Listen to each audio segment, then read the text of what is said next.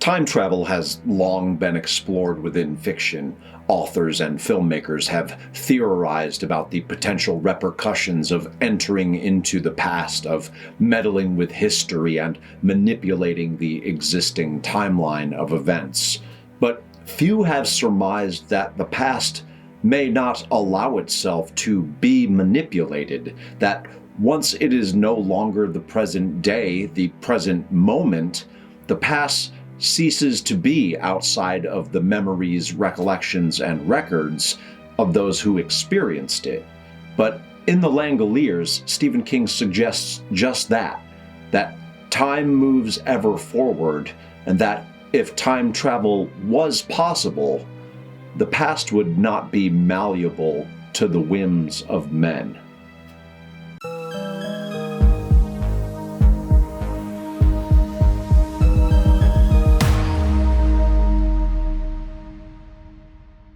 Hi there, I'm your host, Mr. Doyle, and this is a great undertaking. If you like Stephen King, time travel, and watching someone theorize about topics that he is woefully incapable of fully comprehending, but hey, that's never stopped me before, please consider liking this video and subscribing to the channel.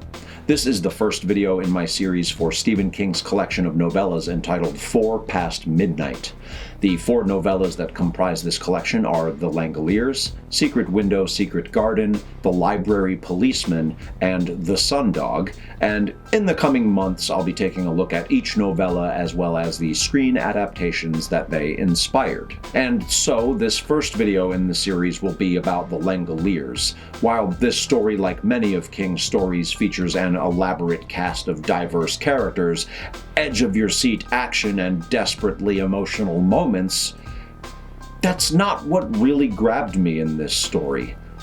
Don't get me wrong, those elements make The Langoliers the ultimately enjoyable reading experience that it is, but it's the deeper philosophical exploration of the permanence of the past and the futility of trying to escape time's inevitable progression that really blows my metaphorical skirt up. So, let's discuss what inspired King's story and what the story has to say about the nature of time. But first, here's a quick recap of The Langoliers for anyone who may not have read the story or perhaps could use a refresher. The Langoliers, a brief summary. A group of strangers awaken mid-flight to find that the majority of their fellow passengers, as well as the entire crew of the plane, have vanished while they slept. Those who remain try desperately to determine just what has happened, but the more they learn, the less they understand.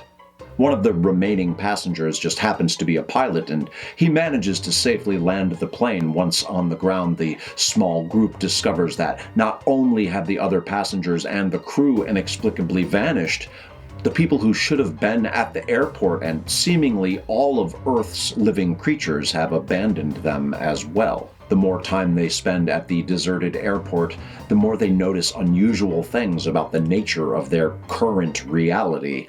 The group comes to deduce that they have somehow traveled back in time and that they are witnessing the slow erosion of the past as it dissolves in the wake of the present. But as they work to figure out a way back to their own timeline, there is a sound that grows in volume and intensity. While they don't know quite what it is, they know that something is coming to claim this fading world they have found themselves in, and to relegate the past to the wasteland of yesterdays gone by. Unless they can figure out a way to escape, they'll be consumed by the timekeepers, the Langoliers, as well.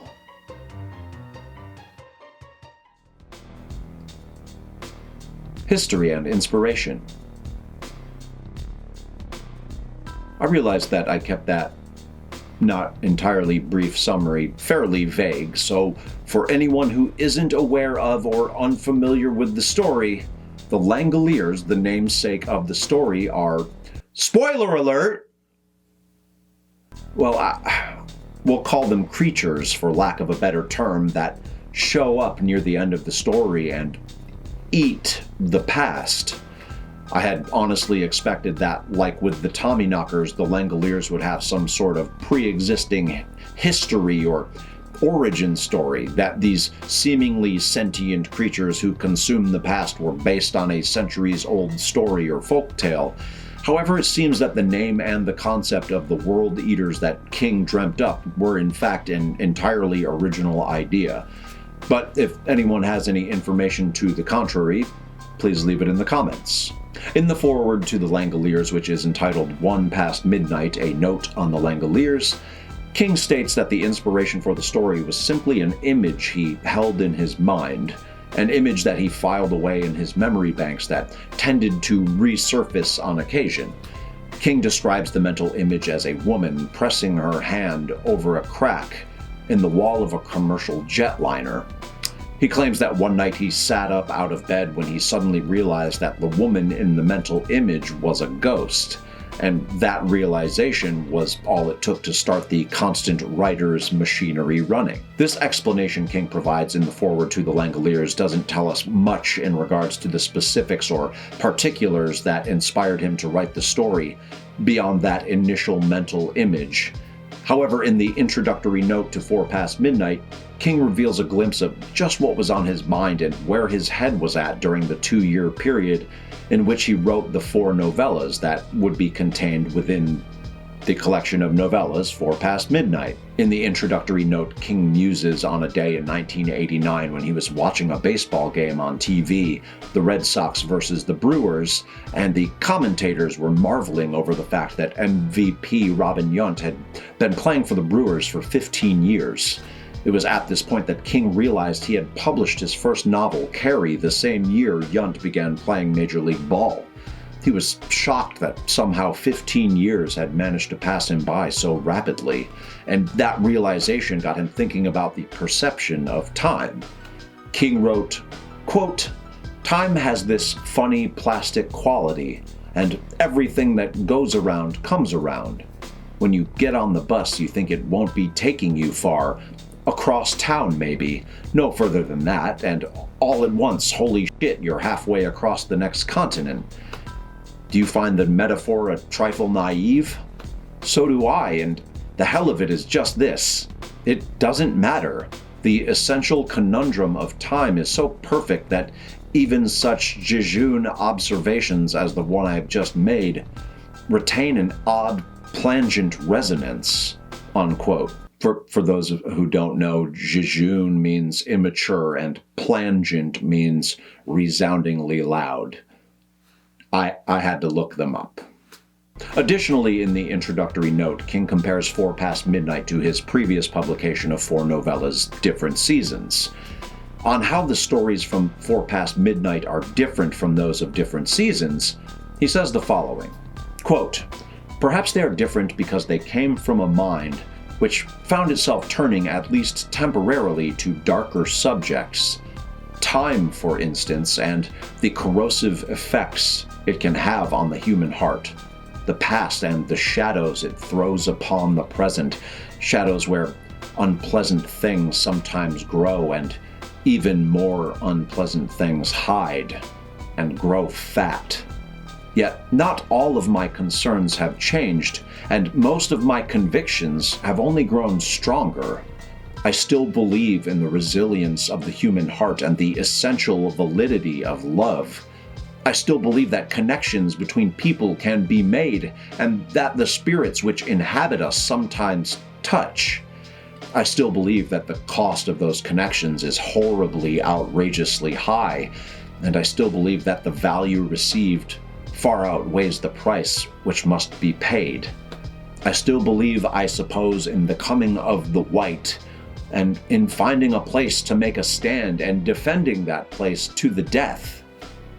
They are old-fashioned concerns and beliefs, but I would be a liar if I did not admit I still own them, and that they still own me," unquote. I could honestly read an entire book of King just lamenting about time and love and life. That was all so eloquently said.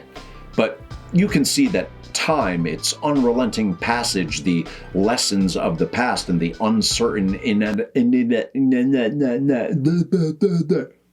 inevitability of the future were all weighing heavily on King's mind when he wrote these stories, and that is on full display in the Langoliers. If you're enjoying this video so far, please consider throwing it a like, and if you would be so kind as to subscribe to the channel and fall down the Stephen King content rabbit hole with me, I'd greatly appreciate it. Thanks in advance. A Matter of Time. You've likely heard of the butterfly effect, the theory that one small, seemingly insignificant act could radically change the course of history. And in the majority of fiction in which time travel into the past occurs, there is a deliberate effort to alter the future, or rather to alter the present, by manipulating the past. Think Back to the Future, The Terminator, or Avengers Endgame. Or King's novel 11/22/63, in which the story's protagonist travels back in time to prevent the assassination of JFK. The goal is often to travel back in time to solve a serious problem or prevent some catastrophic event. In some instances, the time travelers are warned that their actions, playing with the timeline of history, could potentially have unforeseen repercussions. They essentially use the butterfly effect to attempt to achieve their desired outcome, sometimes in subtle, seemingly minor ways, but more often than not in enormously consequential ways. But regardless of the scope and scale, the proposal is that the past can be revisited and that it can be amended. But that's not at all how King approaches time travel in the Langoliers. First of all, the unfortunate passengers on the ill-fated flight are unwitting participants. That's, Yep. Their journey into the past is entirely accidental. They don't have an agenda or explicit goal. It just happens. But what truly distinguishes King's version of time travel in this story from so many others is that when the group of strangers arrive in the not-so-distant past, there is nothing left to manipulate, no means of affecting change. History is unalterable, the past is immutable. And there is a genuine sentiment here that speaks to me on a very real human level. That sentiment being that once history has been written, there is no editor. Every moment is a chapter that never makes it beyond its first draft, and it can be messy. There are typos and errors and mistakes that we, the authors of our lives, may wish to redact or rewrite, but there is no backspace key, no eraser, no way to modify the absoluteness of what has been haphazardly written down. No way to modify the absoluteness of yesterday. Life is, for each and every one of us, a story that is being told in real time, and try as we might, we can't alter our existing backstory. Lord knows plenty of folks have tried to rewrite history, but reality, the truth of reality, what has been written on the pages of our stories with the most permanent of inks in this book we are only partially or tangentially responsible for writing, cannot be altered.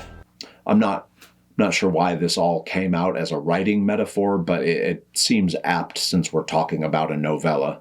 And I know that may all sound dark and bleak, but there are no do-overs in life. Whether we like it or not, the past is not some malleable thing. We have to live with the choices we have made, come to terms with those choices, as well as the events that we had no control over, and reflect on those moments for what they were, and whether for good or ill those events and experiences come to define us. We have to accept it, to live with it, and move on. The alternative is very much like what the cast of characters from the Langoliers face.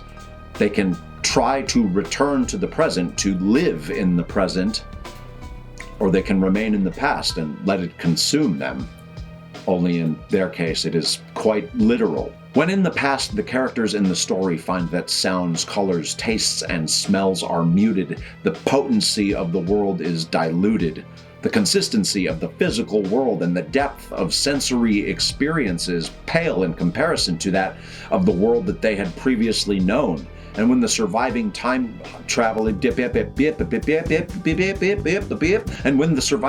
traveling high flyers finally return to the present, or rather the present catches up to them, they are overwhelmed by the beauty and the joy of existing in the present. They are no longer living in the past. They are living for now.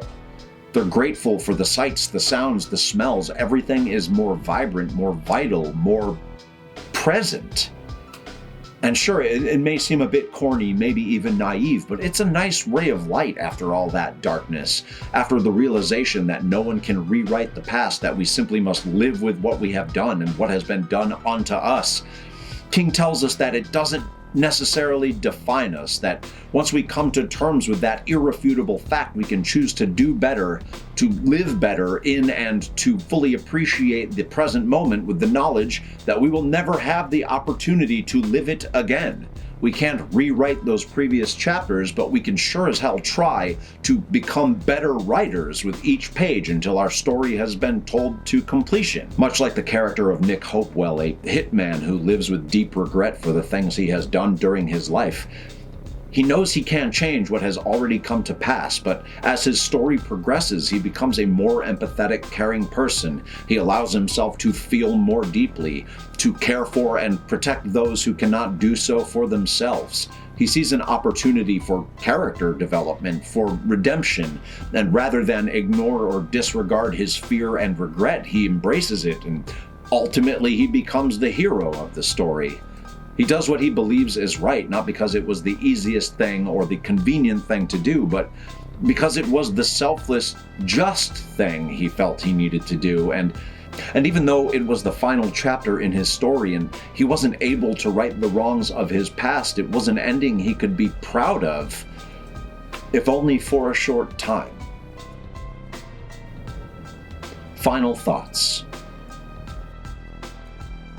King's take on time travel is unconventional, and it's a refreshing spin on a classic theme.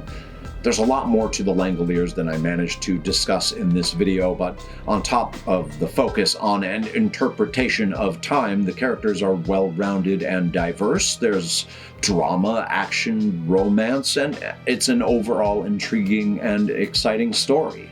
There's been a great deal of criticism from folks on the internet over the years regarding King's portrayal of time travel, and there are some reasonable arguments that perhaps not everything in the Langoliers holds up to scrutiny. But I'm planning to save that discussion for my next video about the 1995 TV miniseries, which was way better than I had expected it would be.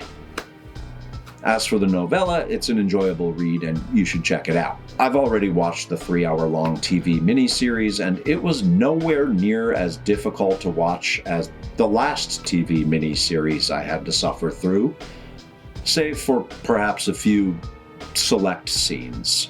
So in 2 weeks, I'll be taking a look at the Langoliers TV miniseries, and I'll see you then. Thank you for watching. If you enjoyed the video, please give it a like and consider subscribing to the channel.